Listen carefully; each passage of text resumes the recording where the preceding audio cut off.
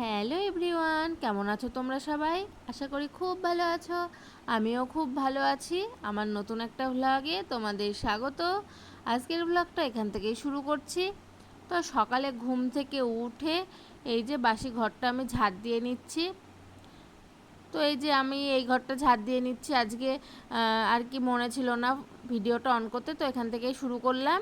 তারপরে এই যে বাবা মার ঘরে বেড কভারটা চেঞ্জ করে দিচ্ছি। তো এই বেড কভার চেঞ্জ করতে করতে আমার হাতে একটা কিছু ফুটে গেছিলো, তো সেটা বার হয়নি। তো সেটাই আর কি দেখছিলাম তখন। আর এইদিকে তোষকটা আমি একটু টেনে নিচ্ছিলাম এইদিকে, কারণ ফাঁকা হয়ে গেছিলো এই দিকটা একটু, আর ওই দিকে চলে গেছিলো, তো এত ভারী তো আমার দ্বারাই আর সম্ভব হলো না এইদিকে টানা। তো এইদিকে আমি বেড কভারটা চেঞ্জ করে নিচ্ছি। দুদিন ধরে ভাবছিলাম বেড কভারটা চেঞ্জ করব, কিন্তু করা হচ্ছিল না, তো আজকে করে নিলাম। তো এই যে বেড কভারটা চেঞ্জ করে আমি মশারিটাও আজকে খুলে নিয়েছি, কারণ মশারিটা কেচে তুলে দেবো, কারণ বাবা মা টাঙায় না মশারিটা। গরম পড়েছিল সেই তখন থেকে মশারি টাঙায় না, তো ফালতু বাইরে রেখে ধুলো করে লাভ নেই, তো মশারিটা কেচে তুলে দেবো। আর ঘরে এই যে একটু ঝুল হয়েছে দেখে ঘরের ঝুলটাও আমি ঝেড়ে নিচ্ছিলাম। ঘরের ঝুলের সাথে সাথে ঘরের সমস্ত এই যে এই পর্দার হ্যাঙ্গারগুলোও আমি মুছে নিচ্ছিলাম, আর খাটটা মুছে নিয়েছি, আর জানলাগুলো দরজা সবই মুছে নিচ্ছিলাম, কারণ একটু ধুলো পড়ে গেছিলো এই ঘরটায়। তো এই যে মুছে নিচ্ছিলাম, সমস্তটা ঝুলগুলোও ঝেড়ে নিচ্ছিলাম। তো আমার এইদিকে ঝুল ঝাড়াও কমপ্লিট হয়ে গেছিলো, আর এই ঘরটাও আমি ঝাড় দিয়ে নিচ্ছিলাম। আর সকালবেলায় বাবা গেছে কৃষ্ণনগর ডাক্তারের কাছে। তো একটু অসুবিধা হয় বাবা কৃষ্ণনগরে গেলে, কারণ মেয়েকে মানে প্রত্যেক দিন সকালে মেয়েকে বাবাই ধরে থাকে, আর আমরা কাজগুলো করে নিই। তো বাবা না থাকলে একটু অসুবিধাই হয়। তো ওই ঘরটা আমার ঝাড় দেওয়া কমপ্লিট হয়ে গেছে। তারপরে এই যে আমি ডাইনিংটা ঝাড় দিয়ে নিচ্ছি। আর মেয়ে আজকে উঠতে অনেকটা লেট করেছিল, তার জন্য আর কি আমাদের ওই ঘরটা আজকে পরেই গুছিয়েছি, তো সেই ভিডিওটা আমার আর করা হয়নি। তো এই যে ডাইনিংটা আমি ঝাড় দিয়ে নিচ্ছি। আর এত ধুলো পড়ে না, প্রচণ্ড ধুলো পড়ে, আর কি বলবো। তো তারপরে এই যে জামা কাপড় কেচে ছাদে নিয়ে চলে এসেছি। আর আজকে একটু ভালোই রোদ হয়েছে, আর মা যদি মেয়েকে না ধরে আর কি আমার এইগুলো জামা কাপড়গুলো মেলতে লেট হয়ে যাবে অনেকটাই, তখন শুকোবে না। তার জন্য আমি আগেই সকালে এই যে জামা কাপড়গুলো কেচে মেলে দিচ্ছি।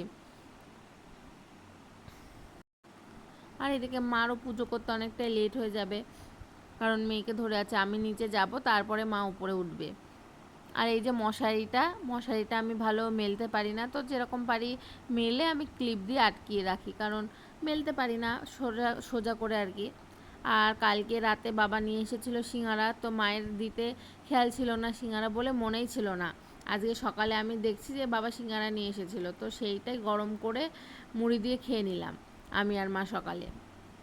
তারপরে মা মাছের ঝোলটা রান্না করে আর কি একটু ফোন এসেছিলো, তো বাজারে যেতে হবে, তো বাজারে যাবে, তার জন্য মা মাছের ঝোলটা রান্না করে লাউটা বসিয়ে ধুয়ে গেছিলো, তো লাউ চিংড়ি আর মাছের ঝোল হয়েছিল। তো লাউটা আমাকে বললো নামিয়ে নেবে, আমি হচ্ছে একটু দরকার আছে, তো মা ওখানেই গেছিলো, আর মেয়ে একটু ঘুমিয়েও ছিল সেই টাইমটায়। তারপরে এই যে সারাদিন আর কোনো ভিডিও করা হয়নি, এই যে বিকেলবেলায় আর কি ময়দাটা মেখে নিচ্ছিলাম। তো আমাদের একটা নিমন্ত্রণ ছিল রাতে, তো সেটা আমাদের মনে ছিল না, তার জন্য আমি ময়দাটা মেখে রুটি করে ফেলেছিলাম।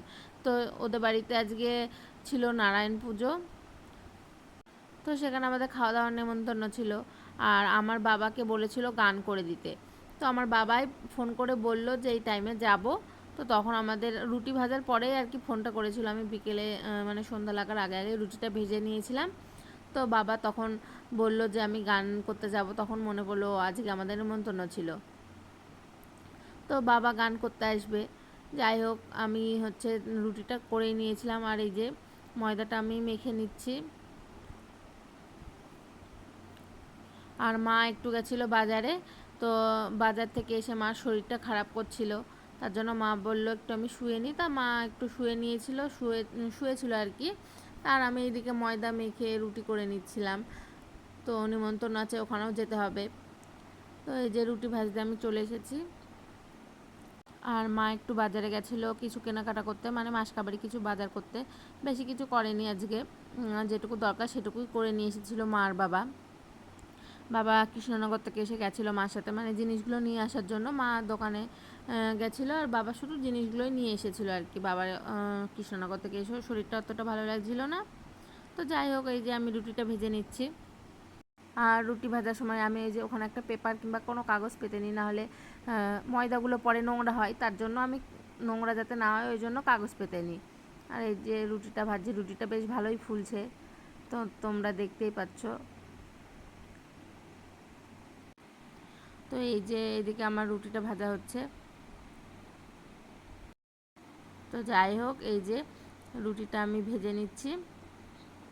তো বিয়ের আগে যতই মা বলতো যে রুটি তোর দ্বারাই হবে না, গোল হবে না, হ্যানা হবে না, তেনা হবে না, তো যাই হোক এখন যেটুকু হচ্ছে হচ্ছে, চালিয়ে নিচ্ছে আর কি, চলে যাচ্ছে। তো এইদিকে আমার রুটিটা ভাজা হয়ে গেছে। তো তারপরে এই যে পরিষ্কার করে নিচ্ছি গ্যাসগুলো, আর ওইগুলো মুছে রেখে দিলাম একবারে।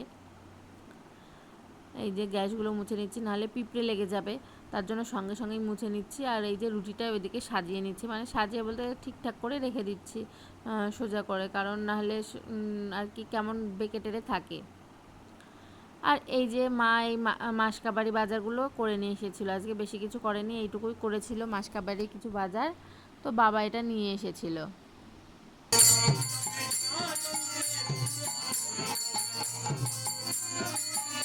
তো তোমাদের তো বললাম বাবা গান করতে আসবে, এই যে বাবা গান করছে, সামনেই যে বসে আছে এটা হচ্ছে আমার বাবা, আর বাবারই দল আর কি, এটা সম্পূর্ণ যারা এসেছে সব বাবারই দলে গান করছে আর কি, আমাদের ওখান থেকে এসেছিলো। তো আজকের ভিডিওটা এতটাই ছিল, ভালো লাগলে লাইক কমেন্ট অ্যান্ড শেয়ার করে দিও। তো আজকের জন্য এতটাই ছিল, তো টাটা।